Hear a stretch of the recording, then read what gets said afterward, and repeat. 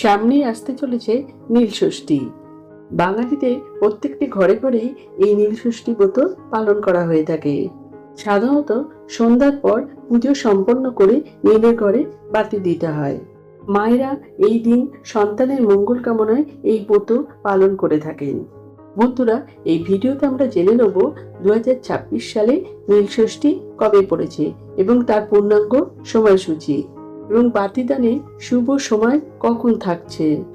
নীলষষ্ঠী ব্রত উপবাসের উপকরণগুলো কি কি?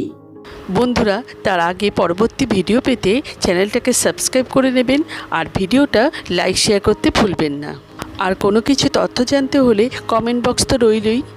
2026 সালে নীলষষ্ঠী পড়েছে ইংরেজি 13 এপ্রিল 2026 সাল, বাংলার 29শে চৈত্র 1432 সাল সোমবার।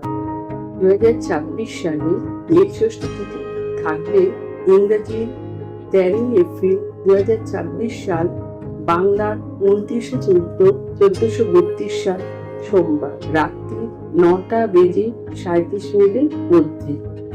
এই দিন অমৃত যোগের সময় থাকতে চলেছে সকাল 10:24 থেকে দুপুর 12:53 পর্যন্ত, আবার সন্ধ্যে 6:37 থেকে রাত্রি 8:56 পর্যন্ত।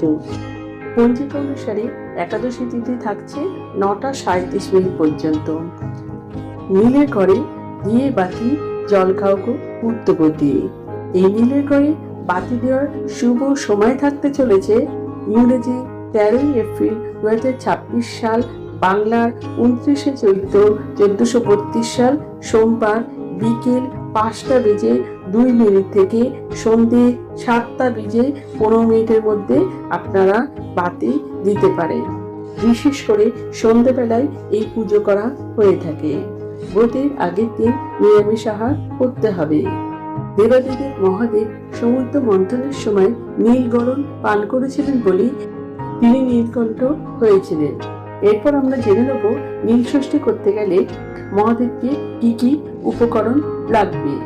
মহাদেবের প্রিয় ফুল বেলপাতা, ধুতরা, কলকে ফুল, অপরাজিতা, আকন্দ ফুল অর্পণ করতে পারেন। তবে দেবাদিদেব মহাদেব বেলপাতাতেই সন্তুষ্ট হন। এই নীলষষ্ঠীর দিন মহাদেবকে নিজেদের পছন্দ অনুযায়ী ফল দিতে পারেন। মিষ্টি, সন্দেশ দিতে পারেন। যদি পারেন কাঁচা আমও অর্পণ করতে পারেন।